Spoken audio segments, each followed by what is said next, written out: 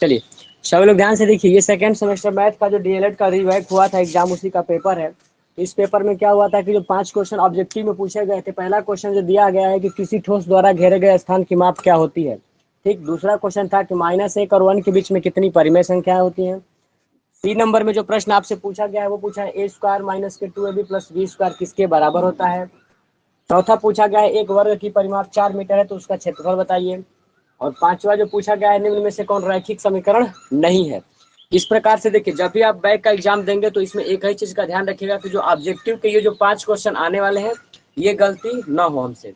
इसके लिए आप क्या कीजिए कि राजन और जो पवन का सीरीज है उसको आप लोग एक एक क्वेश्चन को सॉल्व कर लेंगे तो एक भी क्वेश्चन ही बाहर नहीं जाएगा। इसके बाद से जितना हमने पढ़ाया है सारा थ्योरी इसमें लिखवाया गया। अभी आप इस पेपर को सॉल्व कीजिएगा, देखिएगा एक भी क्वेश्चन बाहर नहीं आएगा जो हम सारा क्वेश्चन पढ़ाए हुए हैं आपको। ठीक, पहला क्वेश्चन देखिएगा, किसी ठोस द्वारा किसी ठोस द्वारा घेरे गए स्थान की माप क्या होती है। हमने क्या बताया गया था कि जब भी कोई 3D पिक्चर होती है तो उसका क्या होता है, क्षेत्रफल किसका निकलता है, 2D पिक्चर का, जिसमें लंबाई और चौड़ाई हो उसका क्षेत्रफल निकलता है। आयतन किसका निकलता है, 3D पिक्चर का किसी ठोस का, जिसमें लंबाई चौड़ाई ऊंचाई तीनों हो उसका आयतन निकलता है। धारिता का मतलब क्या होता है, जिसमें कोई वस्तु धारण करते हैं, मान लो कि पानी धारिता हो गया, जल की धारण क्षमता, टंकी की क्षमता, तो क्षमता की बात हो गई। यहाँ पे पूछा गया है स्थान की माप, डायमेंशन की बात किया है। ये परिमाप का मतलब समझते हो, चारों तरफ का योग, तो इसमें आपसे क्या होगा, आयतन होगा, क्योंकि इसका माप क्या होगा, आयतन होगा। पहला क्लियर। दूसरा हमने बताया था कि परिमेय संख्या जो हमारी इसमें जिक्र है परिमेय संख्या का, दूसरा क्वेश्चन जो आपसे पूछा गया है कि -1 और 1 के बीच में, जैसे मान लो कि अगर संख्या रेखा पर इसको प्रदर्शित किया जाए तो अगर बीच में प्लस होगा तो यहाँ पे देखिए, अगर मान लीजिए कि इसको संख्या रेखा पे हमको दिखाना है दूसरे वाले प्रश्न को, यहाँ पे हो जाएगा 0, यहाँ पे हो गया -1 और यहाँ पे हो गया +1। ठीक, तो परिमेय संख्या जैसे मान लो कि इसके बीच में हम इससे छोटा 0.9, 0.8, 0.7, इससे भी छोटा बन सकता है 0.007, 0.008, तो कितना भी बनाया जा सकता है, ठीक, बटा के रूप में। तो अतः क्या होगा कि दो संख्याओं के बीच जो परिमेय संख्या जो होता है अनंत बनाया जा सकता है। ठीक है, परिमेय संख्या बहुत सारा बनाए जा सकते हैं, कितना जितना आप नंबर लिखोगे सबका परिमेय बन जाएगा डेसिमल में। जैसे मान लो कि 0.006, तो उसको बटा में जब तोड़ोगे ऊपर नीचे गुणा करके तो भी वो भिन्न में आ जाएगा, वो भी परिमेय संख्या हो जाएगी। इसलिए कभी भी दो संख्याओं के बीच परिमेय संख्या कितने होते हैं, अनंत होते हैं। तो ये आपका क्या होगा, अनंत होगा। अगला, ये आपसे सीधा सीधा फार्मूला पूछ दिया है कि a स्क्वायर माइनस के 2ab प्लस बी स्क्वायर किसका फार्मूला है। सारे लोग जानते हो a प्लस बी का स्क्वायर अगर होल स्क्वायर हम तोड़ेंगे तो क्या मिलता है, a square plus B square plus में 2ab, लेकिन इसमें माइनस के 2ab है तो ये नहीं होगा। आगे देखो, ये दिया है a स्क्वायर माइनस के बी स्क्वायर, इसका मतलब वर्गांतर है, पहले ब्रैकेट में प्लस बी दूसरे ब्रैकेट में माइनस बी, ये भी नहीं होगा। यहाँ पे देखिए a स्क्वायर प्लस इसका तो कोई फार्मूला ही नहीं है। ये वाला जो फार्मूला हमने लिखवाया था आपको, ये ब्रैकेट में a माइनस बी का अगर होल स्क्वायर करोगे तो क्या मिलता है, a square plus B square minus के 2ab, ये फार्मूला डायरेक्ट फार्मूला है ये। ठीक, तो इसके हिसाब से क्या आ जाएगा, सही हो जाएगा। ठीक, फिर दिया है एक वर्ग की परिमाप जो दिया है 4 मीटर है। परिमाप हमने बताया था कि किसी भी किसी भी आपका मतलब फिगर हो, जैसे मान लो आयत हो, वर्ग हो, घन हो, घनाभ हो, तो उसमें क्या करते हैं कि एक बिंदु से निकल के और फिर उसी पे वापस आ जाते हैं सभी बाउंड्री को घूमते हुए, और जितना दूरी हमने तय किया उसे क्या कहते हैं, परिमाप कहते हैं। तो ये वर्ग दिया है, देखिए इसको बना के दिखा दे रहे हैं आपको। मान लीजिए ए दिया है, बी है, सी है, डी। वर्ग में सभी लोग जानते हैं कि इसकी सभी भुजाएं क्या होती है, एकदम एक समान होती है। ठीक, तो इसमें क्या दिया है, एक वर्ग की परिमाप 4 मीटर, परिमाप इसका परिमाप कितना होगा, 4 है।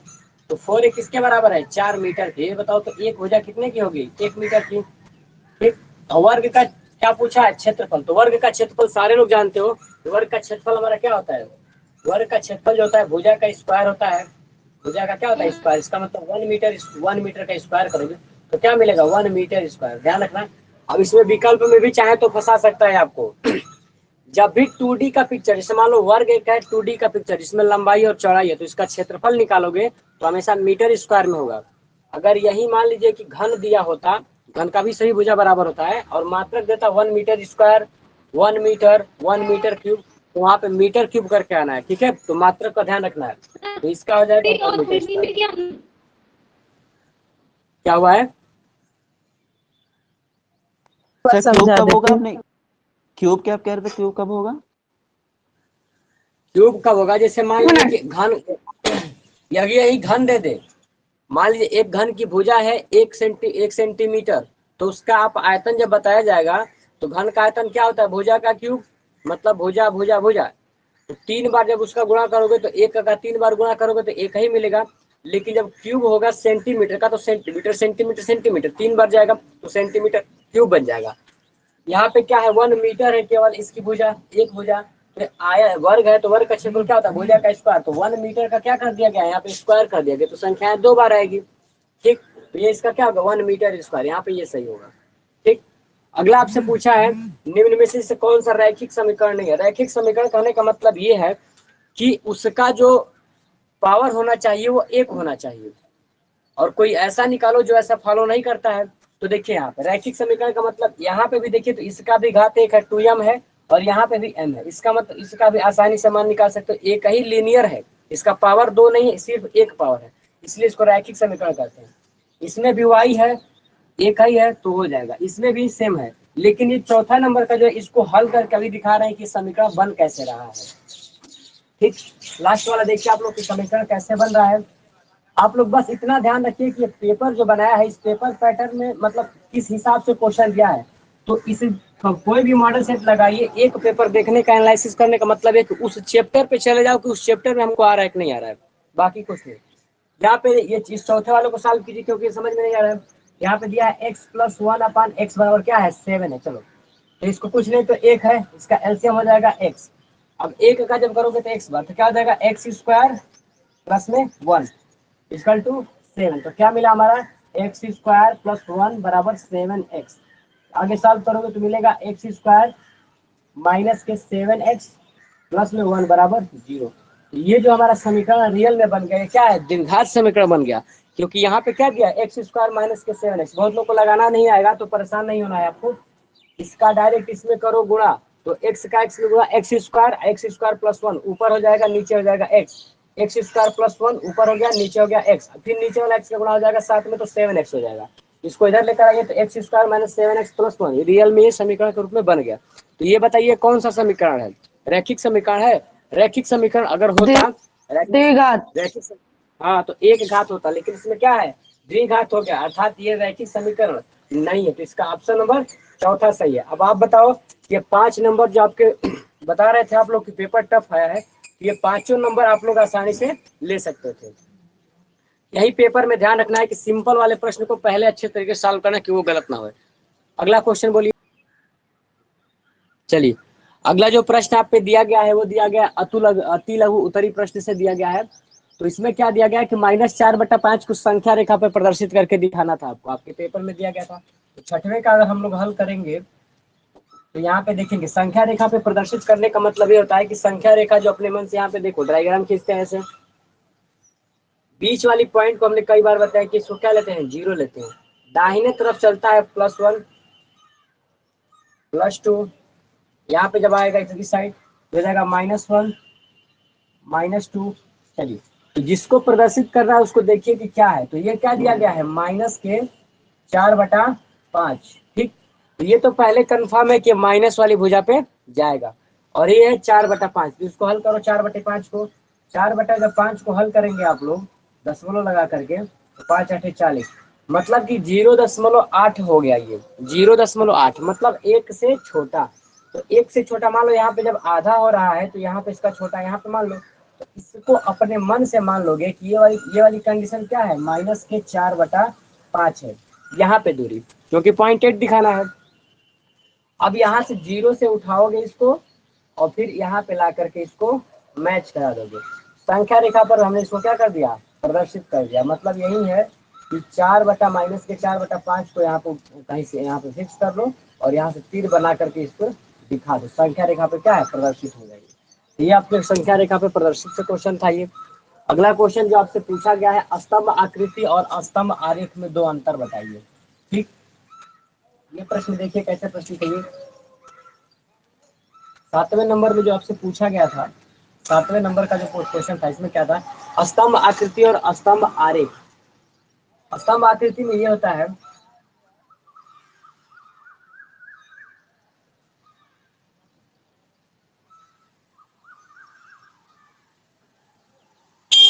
जैसे मान लीजिए कोई रिजल्ट हो तो रिजल्ट को दो तरीके से दिखा सकते हो। जैसे मान लो कक्षा 5 का आपने पेपर लिया और उस बच्चे का कंडीशन लिखा, तो यहाँ पे दिखाएंगे 0 से लेकर के 5, 5 से 10, 10 से 15, फिर 15 से 20। इसमें क्या दिखाया गया है, इस वाले कंडीशन में आपने वर्ग अंतराल में दिखाया। जैसे मान लो कि किसी क्लास का हमने टेस्ट लिया, तो उस टेस्ट में जो लड़के पाए ना, जैसे यहाँ पे दिखा कि 1 से लेकर के 5 तक जो बच्चे हैं वो कितना नंबर पाए हैं।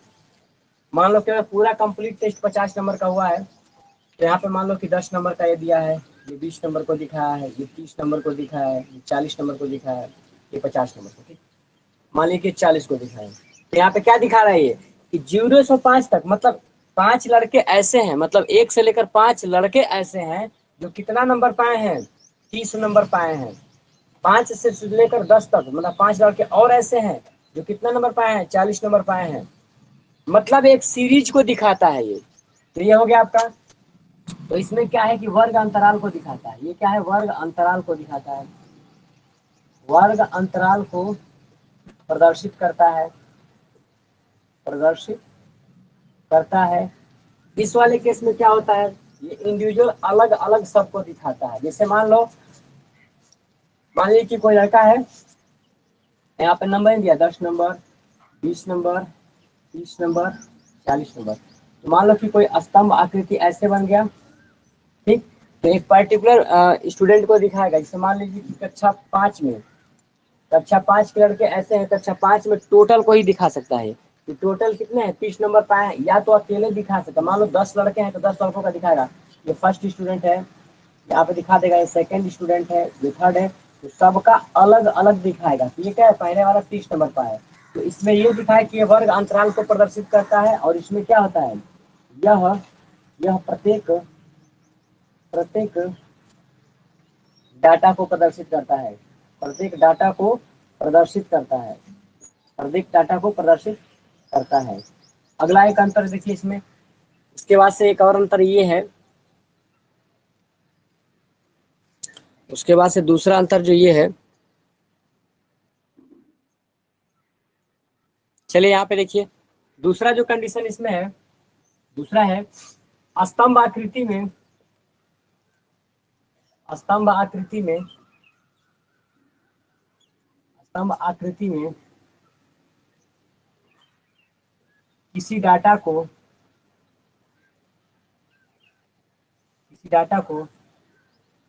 प्रतिशत प्रतिशत प्रतिशत में दिखा सकते हैं, प्रतिशत में दिखा सकते हैं। अर्थात सर आपने ही बताया हाँ, नहीं, मेरा नेट चला गया था सर, ये बताया नहीं इसमें स्तंभ आकृति और स्तंभ आरेख कौन सा है। यह स्तंभ आकृति ये है और स्तंभ आरेख ये है। अच्छा, सही बताया था मैंने, ठीक है सर। अब देखिए स्तंभ आकृति में किसी डाटा को ना, स्तंभ आकृति में किसी डाटा को प्रतिशत में दिखा सकते हैं। अर्थात बारंबारता में दिखा सकते हैं,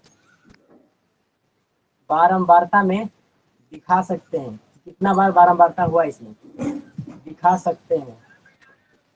और इसमें प्रतिशत के रूप में नहीं दिखा सकते हैं, क्योंकि इंडिविजुअल प्रत्येक अलग अलग सबके लिए अलग अलग होता है। तो कितने लोगों को प्रतिशत में आप दिखाएंगे, एक समूह को इसमें दिखाया नहीं जा सकता है। अर्थात ये क्या हो गया, यह बारंबारता प्रतिशत को नहीं दिखा सकता है, बारंबारता प्रतिशत के समूह को प्रदर्शित प्रदर्शित नहीं कर नहीं कर सकता है, नहीं कर सकता है, ठीक। इसमें दो डिफरेंट बस इतना जानिए कि वर्ग अंतराल में दिखाता है। जैसे मान लो कि कोई डाटा हमने, आप मान लो 1 से लेकर के और 100 लोगों का आपने रिजल्ट चेक किया, तो जिसमें 1 से लेकर 5 लड़के ऐसे थे जिनका 30 नंबर आया। मतलब एक आधा आधा इंटरवल करके देता है, ये पर्टिकुलर देता है, एकदम उसी का देगा, ठीक। जैसे पहले नहीं लड़का, दिख दूसरे रहा लड़का, है। ठीक। उसके बाद से इसमें दिया है दूसरा कि स्तंभ आकृति में किसी डाटा को प्रतिशत में दिखा सकते हैं, अर्थात बारंबारता में दिखा सकते हैं। इसको वहां पे बारंबारता में क्या कर सकते हैं, नहीं दिखा सकते हैं। अगला प्रश्न आपका बताइए। चलिए डायग्राम में ये है कि स्तंभ आकृति ये है और सॉरी स्तंभ आकृति हिस्टोग्राफी है, और ये आपका बार डायग्राम है। बार डायग्राम का मतलब ये होता है कि किसी पर्टिकुलर टॉपिक को दिखाता है। जैसे मान लीजिए कि सत्र 2021 में अनाज की वृद्धि रेट इतना था, सत्र 22 में इतना हो गया, 23 में इतना था, पेट्रोल का दाम दिखा देगा, मतलब एक पर्टिकुलर शर्त को दिखाता है। ठीक, जैसे दिखाता है कभी कभी क्रिकेट देखते होगे तो प्रत्येक खिलाड़ियों का स्कोर इसी पे दिखाता है कि इसने इतना रन बनाया, इसने इतना रन बनाया, लेकिन इस पे ये चीज नहीं दिखा जा सकता। ये क्या करता है, एक अंतराल को दिखाता है कि जैसे मान लो कि 1 से लेकर के 5 वर्ष के बीच में भारत सरकार की इनकम इतनी रही, 5 से लेकर के 10 वर्ष के बाद भारत सरकार की इतनी घटी, मतलब ये पूरे अंतराल को लेकर चलता है। और ये क्या करता है, पर्टिकुलर डाटा को लेकर चलता है। ठीक, इसमें यही बताया गया है कि वर्ग अंतराल को प्रदर्शित करता है, ये वर्ग प्रत्येक डाटा को प्रदर्शित करता है, ये वर्ग अंतराल को इंडिविजुअल डाटा को प्रदर्शित करता है। ये आपका है कि स्तंभ आकृति में किसी डाटा को प्रतिशत में दिखा सकते हैं, मतलब इसको परसेंटेज वाइज दिखा सकते हैं कि यहाँ पे ये इस अंतराल में इतना परसेंट बढ़ा, इस अंतराल में इतना परसेंट बढ़ा। और इस वाले डाटा में ऐसा नहीं दिखा सकते हैं, क्योंकि इसमें हम अंतराल ही नहीं दिखा सकते हैं, तो कैसे दिखा सकते हैं इसको पर्टिकुलरली एक ही दिखाना होता है। ठीक है, यही समझाया गया था। अगला क्वेश्चन बताइए, आपका क्वेश्चन क्या था? सर मैंने डिफरेंस में यही लिखा था जो आपने लिखवाया है। चलिए, यहाँ पे जो आपका अगला क्वेश्चन 8वें नंबर में जो प्रश्न पूछा गया है अति लघु उत्तरी में, ये दिया है एक्स स्क्वायर माइनस के एक्स कॉमा सेकंड में दिया है x cube plus x square plus x. इसका हमको क्या करना है, मौसा ज्ञात करना है। सब लोग जानते हैं कि जो मौसा निकालने का कंडीशन ये है कि सबसे पहले उसका क्या कीजिए, गुणनखंड कीजिए। गुणनखंड करने के बाद ये सर्च कीजिए कि उन दोनों में कौन सी संख्या क्या है, कॉमन है, वैसे ही निकाला जाता है। तो 8वें नंबर में देखेंगे, यहाँ पे 8वें नंबर का हल किया जाएगा। यहाँ पे दिया है एक्स स्क्वायर माइनस के एक्स, और जो दूसरा डाटा दिया गया है वो दिया है एक्स क्यूब, ये दूसरा डाटा दिया है x cube plus x square plus में एक्स। इसका गुणनखंड कीजिए आप लोग, तो इसमें से हम x कॉमन करेंगे तो यहाँ पे क्या बचेगा, x माइनस के 1। यहाँ से x कॉमन करेंगे तो क्या मिलेगा, x square plus x plus में 1। अब ध्यान दीजिए, दोनों का हमने क्या कर लिया, गुणनखंड कर लिया। गुणनखंड करने के बाद हमसे पूछा गया है इसका मौसा। तो मौसा क्या होता है, जो दोनों में क्या होता है हमारा कॉमन होता है। तो इसमें भी x है, इसमें भी x है ना, डाटा इससे ये मैच कर रहा है, इससे ये भी मैच नहीं कर रहा, तो इसमें क्या हो, मौसा हमारा क्या हो जाएगा, केवल और केवल एक्स इसका क्या हो जाएगा, मौसा हो जाएगा। अगला क्वेश्चन देखेंगे आप लोग। अगला जो आपका 9वें नंबर में क्वेश्चन, सर एक मिनट सर, इसको एक बार भाग विधि से भी। अगला क्वेश्चन जो दिया है आपका 9वें नंबर में प्रश्न जो दिया गया है, ये दिया है 9वें नंबर का हल जब करेंगे तो यहाँ पे दिया गया है 3x cube 3x cube Y cube, इसमें इंटू का मतलब मल्टीप्लाई हो गया यहाँ पे। अब क्या है 4xy क्यूब, इसके बाद ब्रैकेट में बाहर दिया है 6x स्क्वायर वाई। इसको हल करना है। सबसे पहले हमारा काम क्या होता है, ब्रैकेट को हल करना। ठीक, ब्रैकेट को क्या कहता है, हल क्या आता है। अब इसमें देखेंगे कि यहाँ पे अंकों का गुणा और चर का चर में गुणा करते हैं। ठीक, यहाँ पे अंक है, यहाँ पे 3 और 3 चौके क्या हो गया 12। यहाँ पे x क्यूब है, यहाँ पे केवल x है, तो क्या हो जाएगा x की पावर 4 हो जाएगा। यहाँ पे y की पावर 3 है, y की पावर 3 है, तो कितना हो जाएगा y की पावर 6 हो जाएगा। ये कंप्लीट हो गया। फिर यहाँ पे लगा है डिवाइड, और यहाँ पे क्या हो गया 6x स्क्वायर वाई। फिर क्या करेंगे, डिवाइड का मतलब होता है भाग, तो हो जाएगा 12x की पावर 4 y की पावर 6, और ये डिवाइड का मतलब होता है भाग, तो क्या हो जाएगा 6x स्क्वायर वाई। फिर देखेंगे कटाने की कर आगे, तो 6 दूनी के 12, तो यहाँ पे क्या हो जाएगा 2 हो जाएगा। फिर यहाँ पे एक्स स्क्वायर है, एक्स की पावर 4 है, जब इसको कटाओगे तो क्या बचेगा एक्स स्क्वायर बचेगा। यहाँ पे केवल वाई है, वाई की पावर 6 है, तो क्या बचेगा वाई की पावर 5। तो ये इसका क्या हो जाएगा, आंसर हो जाएगा। अर्थात इसमें हमने किया क्या है, फिर से देख लो आप लोग ध्यान से। यहाँ पे दिया है 3x cube Y cube into 4x Y cube, divide दिया है 6x square Y, 6x square क्या दिया है वाई। अब क्या किया गया है, सबसे पहले ब्रैकेट के अंदर को सॉल्व किया जाता है, मल्टीप्लाई दिया गया है। तो यहाँ पे देखो 3 चौके 12, एक्स का क्यूब है और यहाँ पे केवल एक्स है, तो क्यूब में एक्स जोड़ तो एक्स की पावर 4 हो गया, वाई क्यूब और वाई क्यूब, तो क्या हो जाएगा वाई की पावर 6 हो गया, ब्रैकेट ऑफ। ये डिवाइड है, डिवाइड लगा दी। यहाँ पे क्या है 6x स्क्वायर वाई, ये क्या है 6 खत्म। भाग का मतलब होता है बटा का सिंबल लगाए हो कटाओगे, तो 6 दूनी के 12, यहाँ पे 2 आ गया, एक्स की पावर 4 है, यहाँ पे एक्स स्क्वायर है, जब कटाएंगे तो एक्स स्क्वायर आएगा।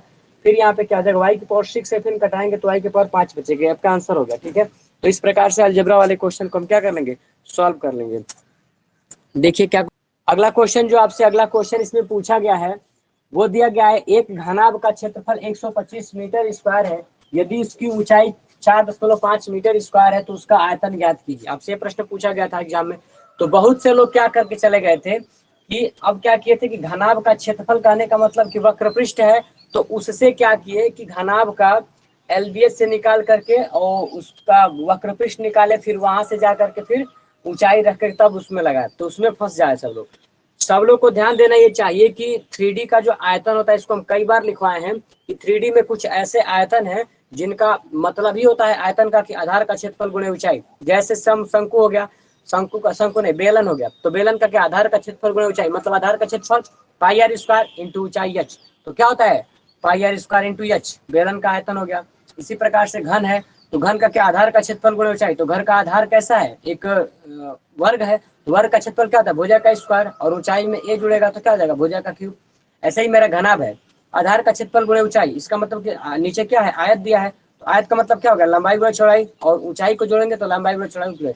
तो इसमें इसी बात को दे दिया गया था, इसी कंसेप्ट को पकड़ना था। हमने पिछली क्लास में ही बताया था कि जब भी कोई इसमें देता है 3D का आयतन, तो आपसे सीधा सीधा बोलता है, इसे मान लो लिखते हैं घनाभ का आयतन, घनाभ का आयतन। जब आपसे सूत्र ही लिखा जाता है तो यहाँ पे लिखा जाता है LBH, तो LB जो दोनों है ना, ये क्या है, आधार का क्षेत्रफल है, लंबाई गुणे चौड़ाई, इसमें ऊंचाई अलग से इंक्लूड किया है। इस दो को अलग दे दिया था प्रश्न में, H को अलग दे दिया गया था। तो इसमें ये नहीं है कि कैलकुलेशन पार्ट देगा, वो समझेगा कि आपके थ्योरी कैसे तैयार है, उस हिसाब से लगाओगे। चलो लगाओ इसमें।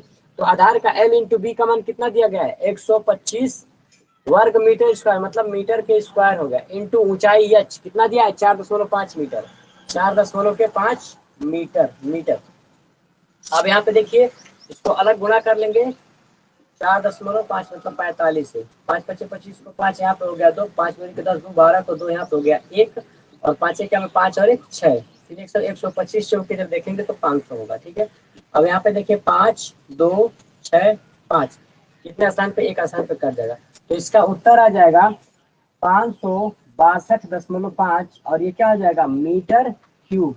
ये आपका क्या हो गया, आयतन हो गया उसका। क्यों, क्योंकि इसमें क्या किया गया है कि आधार का क्षेत्रफल 125 मीटर स्क्वायर अलग, और इसमें ऊंचाई अलग, जब इन दोनों का करेंगे गुणा तो मिलेगा 562.5 मीटर स्क्वायर, और ये मीटर गुणा होगा तो मीटर क्यूब। ये मीटर क्यूब भी बताता है कि क्या है, आयतन है, और मीटर स्क्वायर ही यही बताता है कि क्या है, क्षेत्रफल है। तो मात्रक का बहुत ही बड़ा रोल होता है। ठीक है, यहाँ पे हो गया क्लियर आपका। और किसी को कोई डाउट है तो बताओ। यहाँ पे जो आपका अगला प्रश्न दिया है 11 में, ये दिया एक्स स्क्वायर माइनस के 4x माइनस 5 व्यंजक को पूर्ण वर्ग बनाकर के गुणनखंड कीजिएगा। ध्यान दीजिएगा सभी लोग, पूर्ण वर्ग बना के बोला है। पूर्ण वर्ग में एक ही कंडीशन होता है, दो कंडीशन होता है। एक कंडीशन में ये होता है कि लास्ट में वो आके बनता है किस पे, ए स्क्वायर माइनस के बी स्क्वायर। क्यों, क्योंकि इसको लास्ट में हम तोड़ते हैं वर्गांतर पे, मतलब एक ब्रैकेट में ए प्लस बी, दूसरे में ए माइनस बी। ये मोटो होता है इसको यहाँ तक पहुंचाने का। ठीक है, पूर्ण वर्ग बनाने के। यहाँ पे देखिए पूर्ण वर्ग में यहाँ पे दिया है, आपका क्वेश्चन जो दिया है वो दिया है एक्स स्क्वायर माइनस के 4x माइनस के 5, इसी को पूर्ण वर्ग बनाना है हमको। ठीक, क्योंकि यहाँ पे देख रहे हैं कि सिंपली हमको मैच नहीं कर रहा है ये। तो अब क्या करेंगे, इसको देखेंगे कि आखिर किसका किसका स्क्वायर, तो एक्स स्क्वायर है तो इसका मतलब एक्स का स्क्वायर तो मिल गया, ए स्क्वायर मिल गया हमको, लेकिन बी स्क्वायर का चर्चा इसमें नहीं है। तो 2ab पे देखिए, तो माइनस के 2, इसको तोड़े, फिर यहाँ पे दो 4 को लिख सकते हो ना, 2 गुणे 2 इंटू क्या हो गया एक्स, एक माइनस को 5 को भी बाहर रखो, तो यहाँ पे देखिए क्या हो गया, ए स्क्वायर बी स्क्वायर का भी कोई चर्चा नहीं, लेकिन 2 और ए, यहाँ पे ए के स्थान पे एक्स था, लेकिन बी के स्थान पे दिखाई दे रहा है कि यहाँ पे 2 अलग से यूज किया गया है, इसका मतलब यही बी है।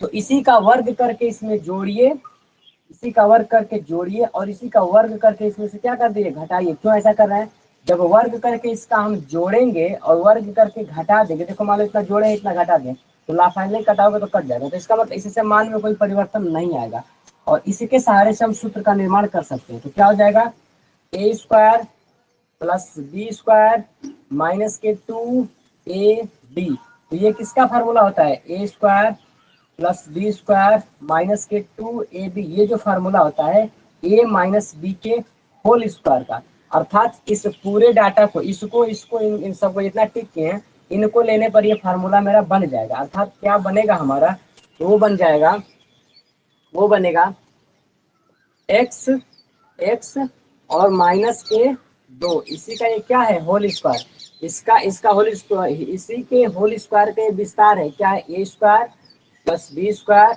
माइनस के 2ab, कितना हो गया, फिर क्या बचा, ये बच गया माइनस के 5, और ये बच गया माइनस के 2 दूनी के 4। अब यहाँ पे देखो ये हो गया x माइनस के 2 का होल स्क्वायर माइनस के 5 और 4 मिलकर होता है 9। तो 9 को लिख सकते हैं 3 का स्क्वायर, तो ये क्या हो जाएगा 3 के स्क्वायर। मैंने आपसे बताया था कि जब पूर्ण वर्ग बना करके जो आपका गुणनखंड निकाला था उसका मेन मोटो होता है कि लास्ट में उसको ए स्क्वायर माइनस के बी स्क्वायर पर लेकर चलें। इस पूरे को हमने सॉल्व किया और कहाँ पहुंचा दिया, ए स्क्वायर माइनस के बी स्क्वायर को। जब इतना करेंगे तो इसका फायदा ये होगा कि ऑटोमेटिक गुणनखंड बन जाएगा, एक ब्रैकेट में ए प्लस बी, तो x माइनस के 2 ए था ही और प्लस बी मतलब कि प्लस में 3 और दूसरे में क्या हो जाएगा a माइनस के बी तो था ही और माइनस के बी ऐसे। फिर इसको सॉल्व करेंगे तो क्या हो जाएगा x प्लस में 1 एक ब्रैकेट में, दूसरे ब्रैकेट में हो जाएगा x माइनस के 3 और 2 5। तो ये हमारा क्या हो गया गुणनखंड होगा। ध्यान देने की बात इतना है कि बस उस फार्मूलों को आपको याद रखना है कि जैसे टूटा कैसे है इसमें 2 देगा, ए स्क्वायर दे दिया है बी स्क्वायर दे देता तो 2ab हम अपने मन से लगाते, लेकिन इसमें क्या किया है कि ए स्क्वायर और 2ab के स्थान पे छुपा दिया यहाँ पे और बी स्क्वायर का कोई चर्चा नहीं है। तो हमने क्या किया ए स्क्वायर इसको माना, अच्छा इसके बारे में जानकारी नहीं क्योंकि 5 तो स्क्वायर हो नहीं सकता, इसको छोड़ दिए। अब इसको सोचते हैं कि क्या ये रियल में 2ab है कि नहीं, इसी को चेक करना होता है पूर्ण वर्ग में। तो इसको चेक किए तो तोड़े इसको तो 2 गुणे एक्स इसका गुणनखंड बन सकता है, तोड़े हैं इसको। तो अब क्या किया है कि देखें कि माने कि एक्स स्क्वायर है तो इसका मतलब ए हो गया, इसका मतलब 2a, यहाँ 2 मिल गया, 2 तो फार्मूला में होता है और a इसकी वजह से यहाँ पे a मिल गया। लेकिन ये यहाँ पे जो एक्स्ट्रा मान यहाँ पे 3 दिखाई देता तो 3 का स्क्वायर जोड़ते और 3 का स्क्वायर घटाते, लेकिन 2 दिखाई दिया तो 2 का स्क्वायर जोड़े हैं, 2 का स्क्वायर घटाए हैं। फिर इतना करके फिर हमने क्या किया कि सॉल्व किया, तो प्लस वाले को लेकर के हमने फार्मूला बना दिया A square plus B square minus के 2ab। तो इसके स्थान पे x माइनस 2 का होल स्क्वायर हो गया, माइनस के 5 भी बच गया, माइनस के 2 स्क्वायर इनको बचा के रखना है क्योंकि हमको फाइनल में ए स्क्वायर माइनस के बी स्क्वायर पर लेकर जाना है।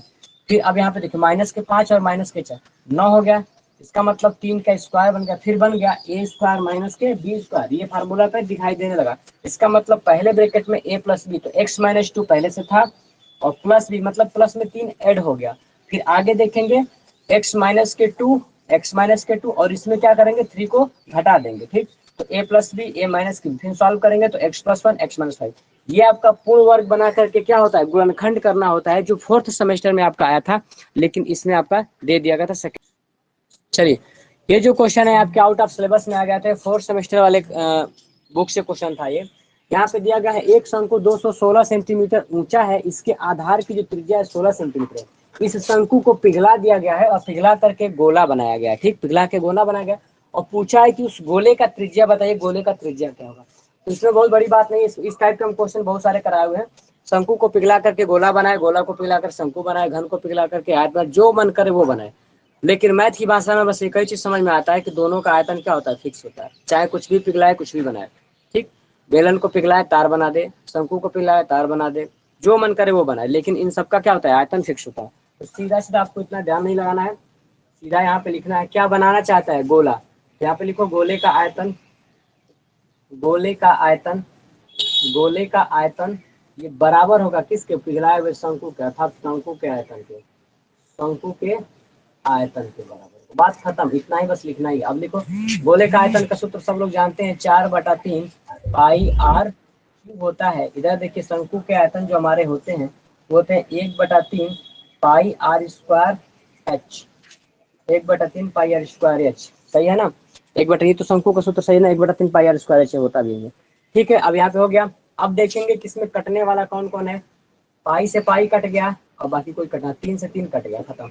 यहाँ पे क्या बच गया 4r3, ये किसके बराबर हो गया, small R square into H. अब देखिए यहाँ पे दे दिया गया है एक शंकु की ऊंचाई सेंटीमीटर में, आधार सब सेंटीमीटर है, तो आधार का त्रिज्या क्या है 216 सेंटीमीटर ऊंचा है। तो यहाँ पे रखिए 216 सेंटीमीटर इंटू 216 सेंटीमीटर, क्योंकि आर स्क्वायर कर दिया है, एक मिनट रुक जाओ गलती हो हमसे, 16 सेंटीमीटर इसकी त्रिज्या है, सॉरी 16 सेंटीमीटर त्रिज्या है, तो त्रिज्या का स्थान रखिए 16 सेंटीमीटर इंटू 16 सेंटीमीटर। आगे ऊंचाई एच कितना दिया है 216 सेंटीमीटर। यहाँ पे क्या है 4r3, कटाओ यहाँ पे 4 चौके 16, यहाँ पे 4 सेंटीमीटर हो गया इंटू ये क्या है 16 है, तो 16 को भी तोड़ दो 4 में, तो 16 को जब तोड़ेंगे ऐसे रहने दो इसको इंटू 216 सेंटीमीटर। आगे देखेंगे r3, जब इसको तोड़ेंगे ना आप सबको, जब इसको तोड़ेंगे, तोड़ के दिखा रहे हैं अभी हमको, तो इसको तोड़िए। 4 है, ये हो गया 4 4 हो गया, तो इसको भी तोड़िए। 2 दूनी के 4, 1 मिनट रुक जाओ। तो 16 चौके क्या होगा? 64। 64, यहाँ पे हो गया 64 सेंटीमीटर, और यहाँ पे हो गया 216 सेंटीमीटर। अब यहाँ पे हो जाएगा जो हमारा, यहाँ पे 216 का मतलब ये हो गया, यहाँ पे 4 सेंटीमीटर यहाँ पे अलग है। 16 को भी तोड़िए तो 4 चौके 16, 4 सेंटीमीटर इंटू 4, 4 सेंटीमीटर यहाँ पे हो गया, और गुणे 4 में टूट गया। 16 को तोड़े ऐसे, फिर यहाँ पे 216 है, इसको जब गुणनखंड किए हैं तो दो 3 बार बना है, और 3 बार, तो इसका काम 2 तिहाई 6, 2 तिहाई 6, 2 तिहाई 6। इसका मतलब यहाँ पे हो गया 6 सेंटीमीटर गुणे 6 गुणे 6, मतलब इसे तोड़ेंगे। तो यहाँ पे r क्यूब है, तो जब r का मान निकालोगे तो यहाँ पे क्या होगा? क्यूब रूट, ये सबको बताया था, 3 का जोड़ा लेकर के बाहर आएगा। यहाँ पे हो गया 4 centimetre into 4 centimetre into 4 centimetre, फिर आगे यहाँ पे दिया है 6 centimetre into 6 centimetre into 6 centimetre, फिर 3 का जोड़ा लेकर आएगा। तो ये 3 4 है, तो इसमें से एक बाहर आएगा, 4 सेंटीमीटर, एक बाहर आएगा, एक 4 आएगा बाहर, और इधर से क्या आएगा? एक 6 सेंटीमीटर बाहर आएगा। ठीक, तो जब इसका त्रिज्या की बात करें 6 चौके 24, तो इस गोले का जो त्रिज्या आएगा वो r कितना आएगा? 24 सेंटीमीटर की त्रिज्या आएगी। ये इसका आंसर होगा, अर्थात जब उस गोले को हम लोग पिघलाएंगे तो कितना आ जाएगा? 24 सेंटीमीटर इसका आंसर आ जाएगा। ठीक, देख लीजिए, इसको दिखाई नहीं दे रहा, फिर से समझा दे रहे हैं, बोलिएगा मत कोई। सर ये जो आपने 216 सर 216 को जो आपने तोड़ा है, आपने गलत किया है सर। 6 सेंटीमीटर 6 सेंटीमीटर सर, जितना सब लिखी थी डिजिट वैसे ही लिख देते हैं, इसमें तो और कंफ्यूज हो जाएंगे। आप लिखे हैं 6 सेंटीमीटर 6 सेंटीमीटर 6 सेंटीमीटर। चलिए, कंफ्यूजन कुछ नहीं होना है। देखिए यहाँ पे वो दो दो सब करके ध्यान, लिखते हैं, वो ज्यादा समझ आता है। 2 करके लिखेंगे तो पूरा भर जाएगा। यहाँ पे देखिए, गोले का आयतन बराबर शंकु का आयतन, इस शंकु, इसका सूत्र लिखे हैं, फिर इसका सूत्र लिखे हैं, कटा दिए, पाई से पाई अभी कटा था, 3 से 3 कटाते हैं, फिर 4 r क्यूब यहाँ है, पाई r स्क्वायर एच दिया गया है। अब यहाँ पे देखिए r का मान त्रिज्या कितना दिया है? 16 सेंटीमीटर, तो 16 सेंटीमीटर गुणे 16 सेंटीमीटर, ऊंचाई एच क्या है? 216 सेंटीमीटर। अब यहाँ पे देखे हैं कि 4 से कटाए 16 को, तो 4 बार में कट गया। अब यहाँ पे 16 को तोड़िए, तो 4 चौके 16, इस 16 को 4 बार 4 में तोड़ दिया। अब 216 को देखेंगे कि किसका क्यूब होता है। अगर पता होता क्यों कर रहे हैं क्यूब में, क्योंकि यहाँ पे r क्यूब है, 3 का हमको जोड़ा चाहिए, तभी तो बाहर एक निकलेगा। तो यहीं पे जो r है यहाँ पे इसको लिखेंगे, तो 216 को जब तोड़ेंगे तो 6 गुणे 6 गुणे 6 3 बार बनेगा। इसका मतलब कि 6 सेंटीमीटर 6 सेंटीमीटर 6। अब यहाँ पे देखें कि जब r क्यूब रूट जब लगाएंगे, 3 का जोड़ा चाहिए, तो 4 है जो 3 बार लिखा गया, तो एक इसमें से 4 बाहर आ गया। यहाँ पे 6 3 बार है, तो 6 बाहर आ गया, तो 6 चौके क्या होगा? 24 सेंटीमीटर, इसका आंसर हो गया। ठीक, खत्म। चलिए, ये जो प्रश्न दिया था इसको भी लगभग सभी लोग गलत करके आए थे। गलत करने का रीजन ये था कि जो पिक्टोग्राफ का जो क्वेश्चन है, ये क्वेश्चन ये फर्स्ट सेमेस्टर में दिया गया है, सेकंड में ना कहीं जिक्र है, ना थर्ड में कहीं जिक्र है, ना फोर्थ में। ठीक, बुक में नहीं दिया गया है, सब में अलग अलग दिया गया है। तो इस वजह से लोग पिक्टोग्राफ करके, बहुत लोग इसको पाई चार्ट बना करके आ गया, कोई बार ग्राफ बना करके आ गया, कोई हिस्टोग्राफ बना करके, अलग अलग बना करके दिखा दिया, और सारा नंबर क्या कर काट दिया गया, क्योंकि वो चेक करना चाहता था कि आप कंसेप्ट सही है कि नहीं है। अब यहाँ पे देखिए, आपसे पूछा गया है कि प्रशिक्षुओं द्वारा संस्थान में आने हेतु अपनाए गए साधनों का विवरण दिखाया गया है, और प्रशिक्षुओं की संख्या को पिक्टोग्राफ द्वारा क्या कर दीजिए? प्रदर्शित कर दीजिए। तो बहुत से लोग को पिक्टोग्राफी नहीं पता था, वो बनाना भी एकदम एग्जैक्ट वही है, तभी नंबर मिलेगा।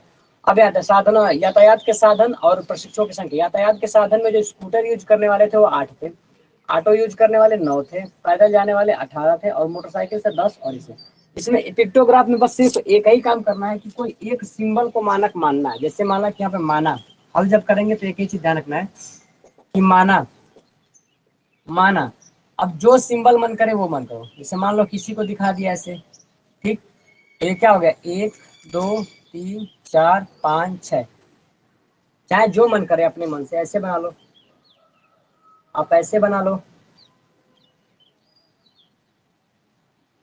1 2 3 4 5 6, कलर कर सकते हैं इसको। इस कलर करने का मतलब है, यहाँ पे देखो, माना ये जो सिंबल हम दिखाए इसका मतलब होता है 6, मानक हो गया ये। अब आगे बढ़ो, आगे देखिए इसमें क्या हो गया। अब यहाँ पे दिखाएंगे फिर वही क्वेश्चन, इसी क्वेश्चन को फिर से दिखाएंगे। तो अब क्या होगा कि इस क्वेश्चन को हम थोड़ा सा मिटा करके और नीचे लिखेंगे, नहीं तो आ नहीं पाएगा। ठीक, अब यहाँ पे ध्यान दो, यहाँ पे जब इसको यूज करेंगे हम लोग तो पिक्टोग्राफ से कैसे दिखाएंगे, आप यहाँ पे ध्यान रखना आप लोग। ठीक, देखिए क्या क्या क्वेश्चन था, अब उसी को हल करके दिखाएंगे कैसे एग्जाम में। यहाँ पे लिखेंगे यातायात के साधन, यातायात के साधन, एक कॉलम में ये बनेगा, इसके दूसरे कॉलम में बनेगा प्रशिक्षुओं की संख्या, प्रशिक्षुओं की संख्या, प्रशिक्षुओं की संख्या, प्रशिक्षुओं की संख्या। अब लगा दो इसमें यातायात के साधन। अब देखो हमारे जो स्कूटर यूज करने वाले थे, स्कूटर स्कूटर यूज करने वाले 8 थे, तो 8 को दिखाओगे कैसे? जैसे मान लो कि हम इस सिंबल को जो माने थे उसमें 6 दिखा रहे थे, ऐसे 1 2 ऐसे 1 2 3 4 5 6, हाँ ठीक हो गया। ये मान लो कि 6 को दिखा रहा है, ये 6 को दिखा दिया, हमको दिखाना 8 को है, तो 6 इसमें हो गया और 2 यहाँ से दिखा दो। फिर ऐसे 6 बनाओगे, लेकिन 6 बनाओगे लेकिन कलर 2 को करोगे, हो गया ना?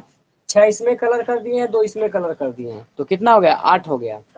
स्कूटर वाला काम खत्म, पिक्टोग्राफ से दिखा दे। स्कूटर के बाद नंबर था ऑटो का, तो ऑटो मेरे पास कितने थे? ऑटो, तो ऑटो की संख्या 9 थी। ऑटो की संख्या क्या थी? 9 थी। तो 9 को कैसे दिखाएंगे? तो ध्यान रखना, एक जो दिखाता है 6 को दिखाता है, तो पहले तो इसको बना लो। ये 6 को दिखाता है तो 6 को कलर कर लो, 6 तो दिखा दिया, 9 दिखाना है तो फिर ऐसे 6 बनाओ, अब 3 ही को कलर कर दो इसमें, लो हो गया। 6 ये हो गया, 3 ये हो गया, 9 हो गया, ऑटो हो गया। ऑटो के बाद आपका जो था वो था पैदल। ऑटो के बाद जो आता था पैदल, तो पैदल कितने जाने वाले थे? तो पैदल जाने वाले 18 थे। 18 को दिखाना है तो एक 6 को दिखा रहा है, ये तो काम बन गया, 6 3 18। यहाँ पे इस 6 को दिखा दो, 6 ये हो गया, फिर यहाँ पे 6 ये बन गया, 6 बन गया, फिर 6 और दिखा दो।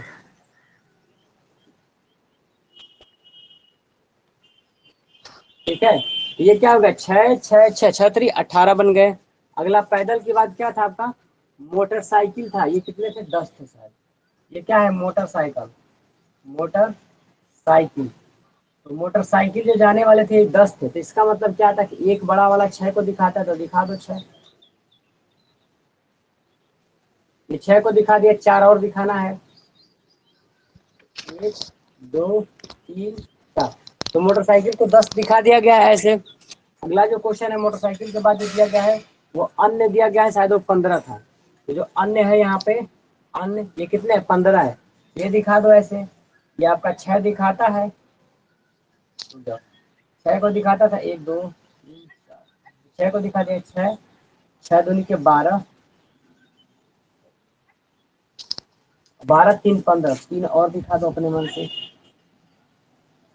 तो हमारा ऐसे दिखा दे। पिक्टोग्राफ में बस एक ही काम करना था कि इसको किसी न किसी सिंबल के रूप में दिखाना था, ना कि पाई चार्ट में दिखाना था और बार ग्राफ में दिखाना था। तो ये आपके क्वेश्चन हेलो में ये जो क्वेश्चन लगा करके आए थे उसको पूरा पूरा नंबर मिला होगा। हेलो हाँ बताइए। सर, इसको बना सकते हैं सर? उस हाँ आयत जो बनाई मन तो करे कैसे करें आकृति दे सकते सर? हैं। उसको सर 8% करना हो तो उसको 8 बार आयत बनाना पड़ेगा हमें? क्या चीज? सर जैसे बता सर रहे हो आयत 8 लिखा है तो 8 बनाने पड़ेंगे आयत, अलग आठ अलग से।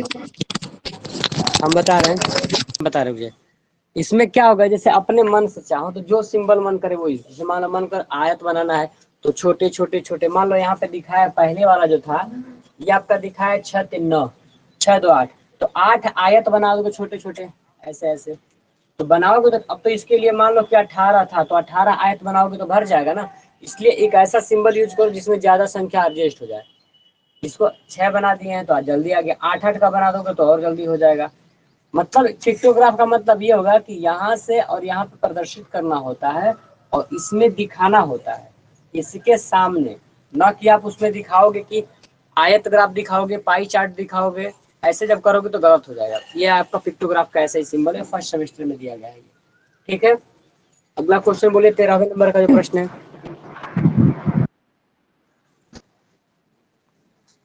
चलिए सभी लोग देखिए, अगला क्वेश्चन जो दिया गया है 13 नंबर पे, वो जो दिया गया है समीकरण 4x + 1/8 x माइनस के 4 बराबर 2 को हल करना है, उत्तर की जांच भी करना है।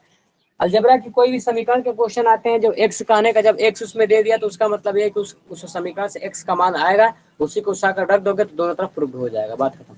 यहाँ पे देखिए इसको हल करना है हमको।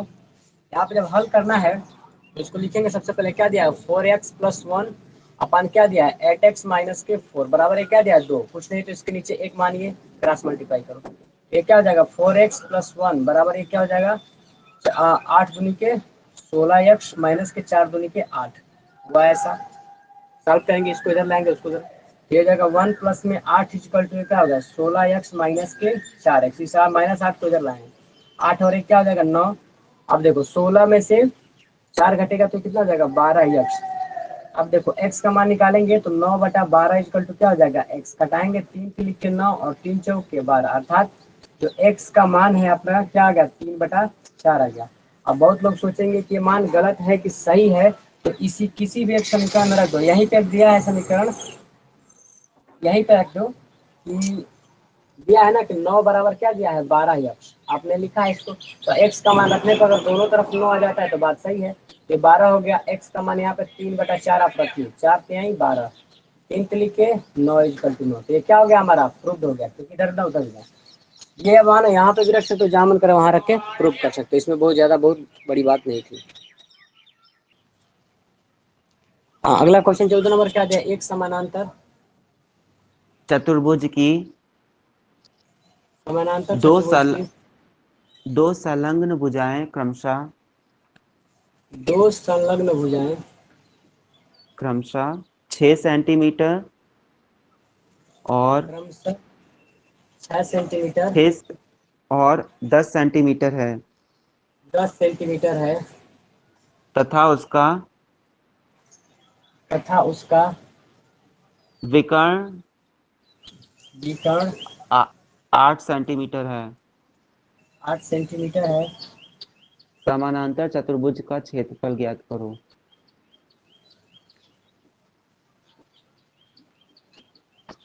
समानांतर चतुर्भुज का क्षेत्रफल ज्ञात करो। और बोलते क्वेश्चन से नहीं,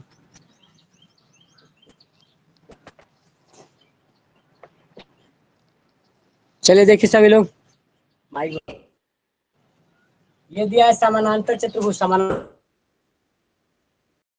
समानांतर चतुर्भुज आपका है, ये हो गया सी और डी। सर फंस रहा है समानांतर वीडियो।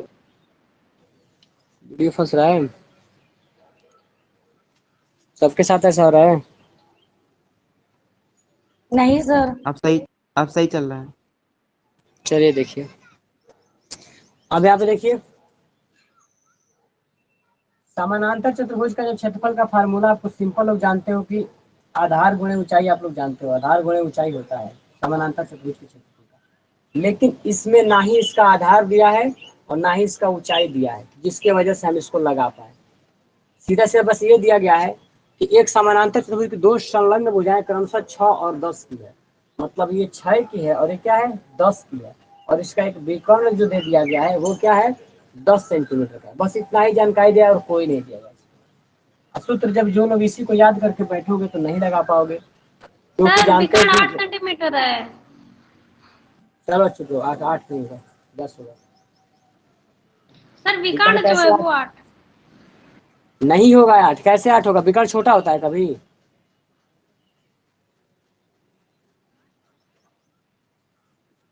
चले यहाँ पे सर देखिए, क्वेश्चन गलत दिया होगा सर, जो आया है ऐसे ही आया है, सर विकर्ण दिया है 8 सेंटीमीटर, क्वेश्चन विकर्ण गलत आया 8 ही होगा। दिया हुआ है, क्वेश्चन ही गलत हो गए। विकर्ण कैसे 8 हो जाएगा आप बताओ, विकर्ण कभी छोटा होता है भुजा से। सर लेकिन इसमें देखिए दिया हुआ है सर ना। वो आप सही कह रहे हैं, आप वो सही कह रहे हैं, पर क्या करें सर, क्वेश्चन तुम्हें विकर्ण 8 सेंटीमीटर दिया है।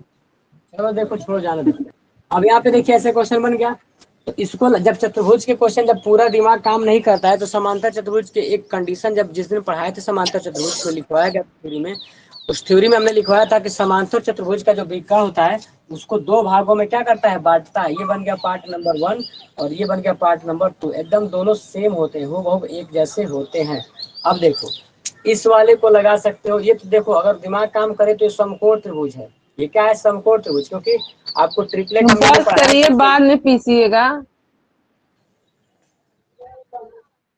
चलिए यहाँ पे देखिए, ये आपका जो बीका है आपका ये दिखाया गया था, इसमें मतलब ट्रिपलेट में बताया गया था, लेकिन अब उतना वो दिमाग काम करेगा नहीं, इनको पता है। तो इतना काम कर सीधे हीरो फार्मूला लगा दो, आ जाएगा तुरंत। एक वाला फोटो बाहर निकालो इसमें से। तो पहला फोटो है यहाँ पे, पहले वाला फोटो को निकालिए तो ये 6 का है, ये क्या है 8 का है, और ये 10 का है। ठीक, ए बी सी ऐसा हो गया। अब हम क्या करेंगे कि इसका क्षेत्रफल निकाल के इसका दोगुना कर देंगे। दोगुना इसलिए करेंगे क्योंकि इसका आज जो समांतर चतुर्भुज होता है, इसका एक बीकन होता है, दो बराबर भागों में इसको बांटता है। इसका एक क्षेत्रफल निकाले। हीरो फार्मूला सब लोग जानते हैं कि हीरो फार्मूला का जो क्षेत्रफल का सूत्र होता है वो होता है ब्रैकेट में एस, पहला एस माइनस ए, एस माइनस के बी, और क्या हो जाएगा एस माइनस के सी होता है। ठीक, और जो यस हमारा होता है, यस का मतलब होता है अर्ध परिमाप। तीनों भुजाओं को जोड़ो, उसका कर दो आधा। ठीक, एक भुजा दिया है 6 का, एक भुजा दिया है 8 का, एक दिया है 10 का, इसका करते हैं आधा। 8 6 14, 14 10 क्या होता है 24, 24 बटा के 2 करेंगे तो कितना आ गया 12 सेंटीमीटर। इसका मतलब इसका अर्ध परिमाप कितना आ गया 12। रखो इसमें, तो यहाँ पे रखेंगे तो ये हो जाएगा 12। पहला 12 माइनस के पहली भुजा 6 घटाओ, दूसरा 12 माइनस दूसरी 8 घटाएंगे, तीसरा 12 में से क्या घटाएंगे तीसरी 10 वाली भुजा घटाएंगे। घटाइए, यहाँ पे बचेगा क्या 12। जब इसको घटाएंगे 12 में से 6 तो यहाँ पे बचेगा 6। यहाँ पे देखिए 12 में से 8 घटाएंगे तो 4 बचेगा। फिर यहाँ 12 में से 10 घटाएंगे तो 2 बचेगा। ठीक, अब यहाँ पे देखेंगे हम लोग कि 6 दूनी के लिए क्या हो गया 12, और ये 12 है 4 है। इसका मतलब यहाँ पे क्या हो गया एक 12 हो गया, फिर ये 6 दूनी के 12 हो गया। अब यहाँ पे 4 है तो इसका मतलब कि 2 गुणे 2 हो गया। बाहर निकालो, इस 12 का जोड़ा बन गया, इस 12 का जोड़ा बन गया तो क्या निकलेगा यहाँ से एक 12 निकलेगा। आगे यहाँ पे एक 2 है तो इस 2 निकलेगा। तो 12 दूनी के 24, ठीक है सेंटीमीटर है, तो 24 सेंटीमीटर स्क्वायर क्या हो गया एक का क्षेत्रफल हो गया 24 सेंटीमीटर स्क्वायर। ये एक वाले त्रिभुज का क्षेत्रफल, इसका क्षेत्रफल कितना हो गया 24 सेंटीमीटर स्क्वायर, और इसी के एक जैसा उधर भी है। तो अब हम क्या करेंगे पूरे का लिखेंगे, पूरे का जब देखेंगे कि इसका डबल होगा, अर्थात यहाँ पे लिखेंगे ए बी सी डी का क्षेत्रफल दो गुणे होगा किसका त्रिभुज ए बी सी के क्षेत्रफल का। ठीक, यहाँ पे हो गया 2, और इस वाले क्षेत्रफल का मान कितना आ गया है 24 सेंटीमीटर स्क्वायर। तो इसका डबल करेंगे तो 24 दूनी के 48 सेंटीमीटर स्क्वायर। ये इसका क्या हो जाएगा आंसर हो जाएगा। तो ये भी आपका आउट ऑफ सिलेबस नहीं था, लेकिन अगर नहीं जानते हो तो करने में दिक्कत होगा आपका। ठीक है, तो इस प्रकार से क्वेश्चन ये सर भी ये जो क्वेश्चन था आप देखिएगा आप लोग। यहाँ पे जो दिया गया है ए क्यू माइनस के बी क्यू, लेकिन इसमें नहीं रखना ए प्लस बी का होल क्यूब दिया है, एम इसका होल क्यूब दिया है। हल करो, सीधा सीधा जो हमारा फार्मूला होता है सब लोग जानते हैं कि ए प्लस बी का अगर होल क्यूब होता है तो इसका मान होता है ए क्यूब प्लस में बी क्यूब प्लस में 3ab ब्रैकेट में ए प्लस बी। फिर यहाँ पे क्या होगा ए माइनस के बी का अगर होल क्यूब होगा तो हो जाएगा ए क्यूब माइनस के बी क्यूब माइनस के 3ab ब्रैकेट में ए माइनस के बी। ये आपका फार्मूला होता है दोनों। इसी फार्मूले को अगर याद करके गए होंगे पेपर में तो याद तो किसी का नहीं रहा, क्योंकि अभी 2-3 दिन पहले पूछे थे तो किसी का याद नहीं था, तो अब याद कर लो। ठीक है, अब यहाँ पे देखो फार्मूला से क्वेश्चन आ गया ए प्लस बी का होल क्यूब, तोड़ो इसको। ए क्यू मतलब एक्स क्यू प्लस में बी क्यू 4 वाई, तो 4 चौके 16 चौके 64 वाई क्यू प्लस में 3ab मतलब 3 ए का मान क्या है एक्स और बी का मान क्या है 4y, ब्रैकेट में क्या है ए प्लस बी का आने का मतलब एक्स प्लस में 4y। पहला वाला सॉल्व हो गया, माइनस दिया है, अब माइनस लगाने के बाद ब्रैकेट लगा लिया करो। फिर यहाँ पे देखो ए क्यू माइनस के बी क्यू, तो 4 चौके 16 चौके 64 वाई क्यू माइनस के 3ab मतलब 3 ए का मान एक्स बी का मान 4y, ब्रैकेट में ए माइनस के बी, इसका मतलब क्या हो जाएगा एक्स माइनस के 4y। खत्म, सॉल्व करो। आगे देखो, इसमें आगे देखेंगे तो हो जाएगा एक्स क्यू प्लस में 64 वाई क्यू प्लस में 3 चौके 12, 3 चौके 12 एक्स वाई, ब्रैकेट में क्या है एक्स प्लस में 4y माइनस इस ब्रैकेट में देखिए क्या है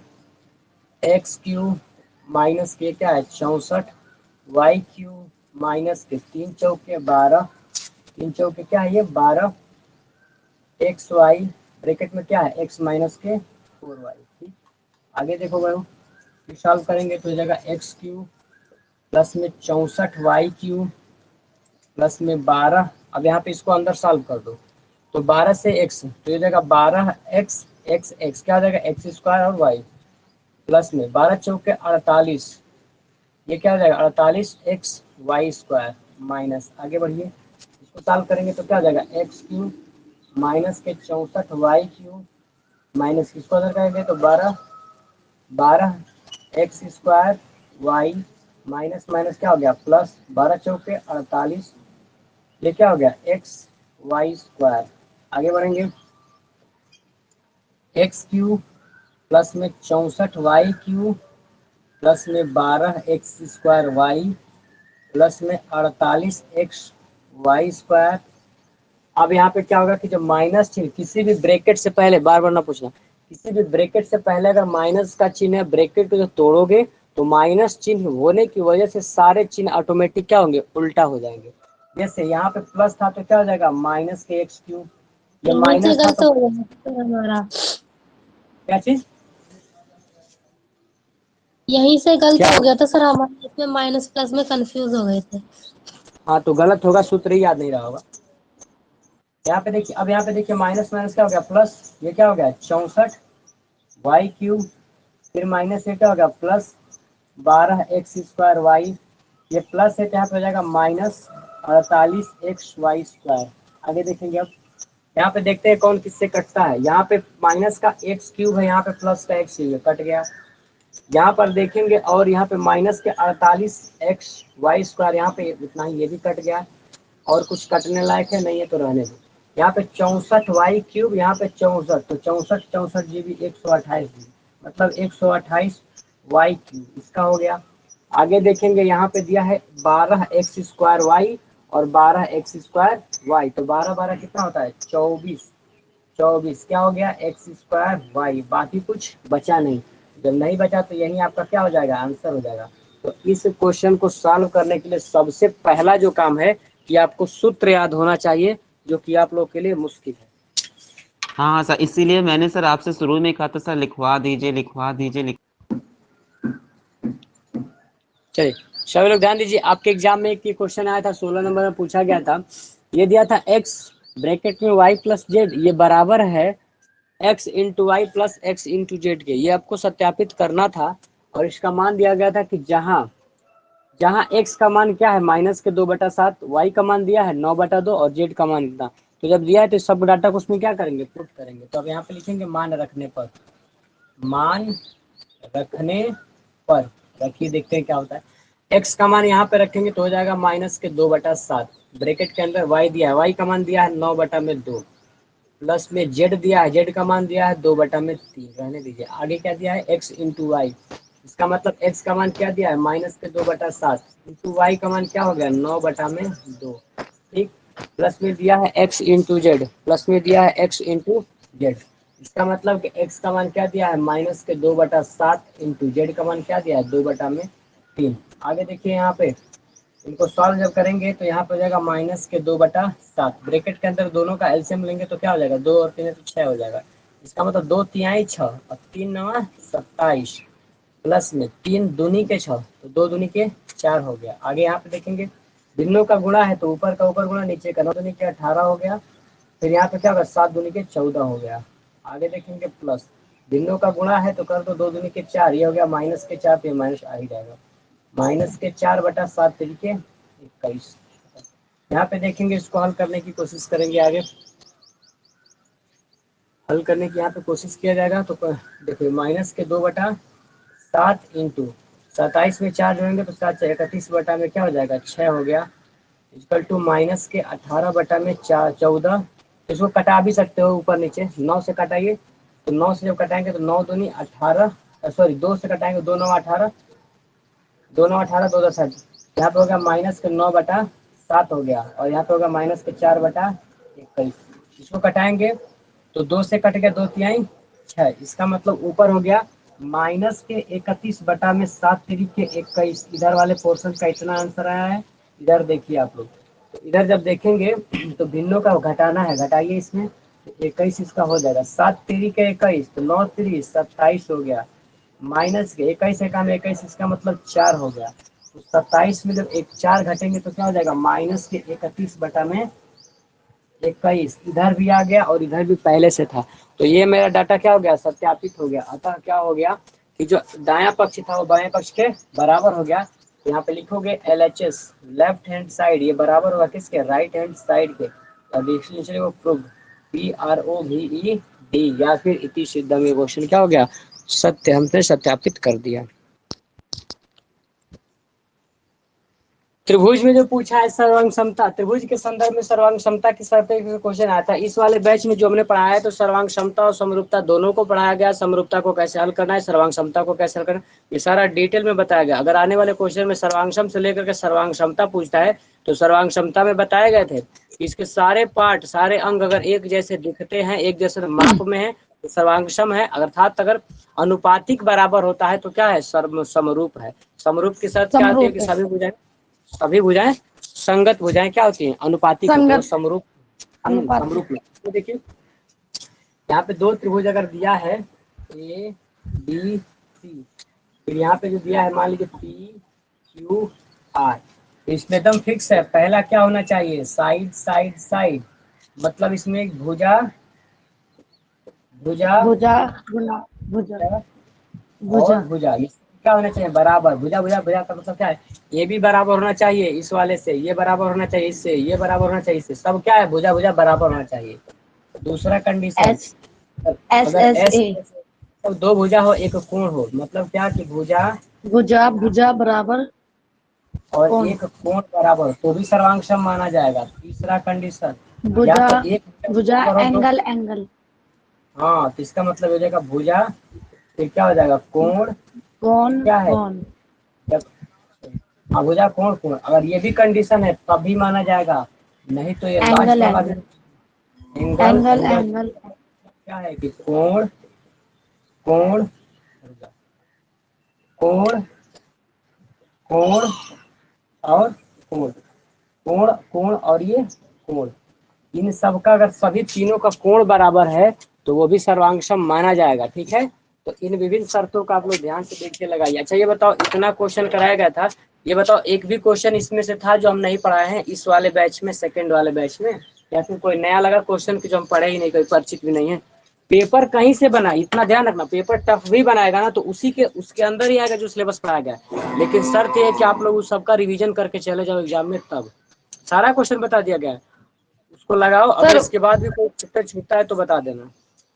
आप बात वो सही कह रहे हैं सर, उसकी बात नहीं है सर। जैसे शंकु वाला हम लोग ने थर्ड में नहीं अभी पढ़ाई नहीं है, तो हम लोग सर कैसे कर लेंगे। वो आप सही कह रहे हैं कि आना चाहिए, इतना पढ़ के आ रहे हैं, सब आना चाहिए, पर जो हम लोग जिस जो फोकस क्वेश्चन में किए थे वो क्वेश्चन उन्होंने दिए नहीं। चलो उनकी कोई बात गलती है नहीं, बनाने वाले की। इस बार दिक्कत नहीं होगा, सारा पढ़ा लेना। थर्ड वाले में भी पढ़ाए हैं, एडवांस लेवल में पढ़ाए हैं। इसके बावजूद भी अभी भी टाइम है, प्रैक्टिस कीजिए क्वेश्चनों को। अगर मान लो कि कोई क्वेश्चन दिख रहा है, जैसे ऐसे पेपर कॉल करो, मान लो कोई मॉडल सेट हल किया, अब पता चला कि कोई परसेंटेज का क्वेश्चन दिख गया, तो उस परसेंटेज क्वेश्चन देखने का ये मतलब है कि उस सारे परसेंटेज के क्वेश्चन को तैयार करके जाओ। रेलगाड़ी से एक क्वेश्चन आ गया तो रेलगाड़ी को छान मारो, काम समय से आ गया तो उस काम समय को लगा के चले जाओ, ऐसे लगाओगे तब होगा। मतलब एक चैप्टर का एक क्वेश्चन दिखा तो चैप्टर के इर्द गिर्द सारे तैयार करके जाओ, किसी भी, जैसे कंप्यूटर हो गया, IBS होगा, जो भी आपके अदर सब्जेक्ट है उसमें भी हम बात करें। ठीक है, चलिए क्लास को ऑफ करते हैं, आप लोग का ये सोल्यूशन कंप्लीट हो गया। ठीक है सर। चंदा करा देते सर आज शाम को मतलब क्या पढ़ाएंगे आप? शेयर और ही तो कह लाभांश रहे के हैं। लेकर हम करा देंगे, खत्म हो जाएगा। सर एक क्वेश्चन था मेरा 2000